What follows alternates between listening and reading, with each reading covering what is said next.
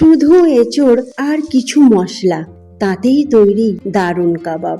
আসসালামু আলাইকুম প্রিয় দর্শক, আজ শেয়ার করব এঁচোড়ের এক মজাদার কাবাব যেটা মাংসর কাবাবকেও হার মানাবে। এখানে আমি নিয়েছি অল্প পরিমাণে এঁচোড়, আর সেই এঁচোড়টাকে ছোট ছোট টুকরো করে নিয়েছি। আর যতটা এঁচোড় নিয়েছি তার অর্ধেক নিয়েছি ছোলা। এবার হলুদ দিয়ে এটাকে সিদ্ধ করে নিয়েছি খুব ভালো করে। সিদ্ধ হয়ে যাবার পর এটা একটা প্লেটে নিয়ে নিলাম। এটা বেশ ভালো মতো সিদ্ধ হয়ে গেছে।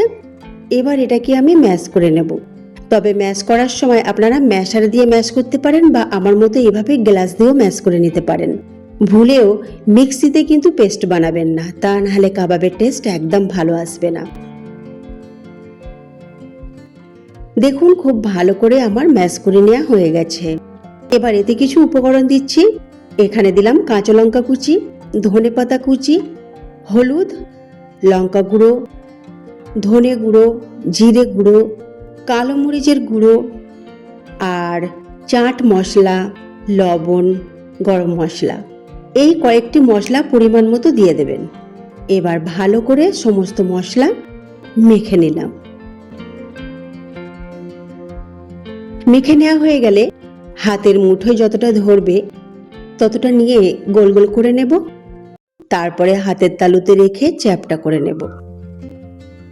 আর এইভাবে সমস্ত কাবাব আমি বানিয়ে নেব।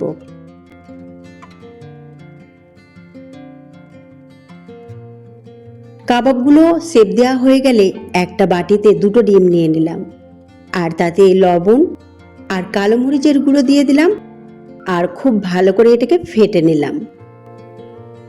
ডিমটা খুব ভালো করে ফেটে নেওয়া হয়ে গেছে। এবার একটা কাবাব ডিমের মধ্যে ডুবিয়ে দিয়ে তারপরে গরম তেলে দিয়ে দিলাম। তেলটা আগে থেকে গরম করা ছিল। মাঝারি আঁচে কাবাবগুলোকে ভেজে নিচ্ছি।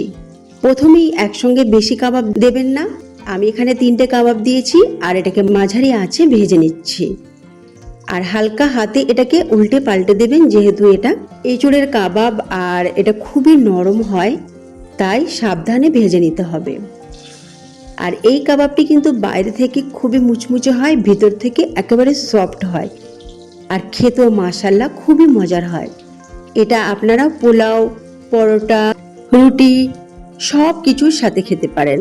খেতে মাশাআল্লাহ দারুণ হয়। কেউ বলবে না যে এটা এঁচোড়ের কাবাব। বাড়িতে কোনো অতিথি এসে গেলে তারা ভাববে এটা আপনারা মাংসের কাবাব বানিয়েছেন, বোঝাই যাবে না।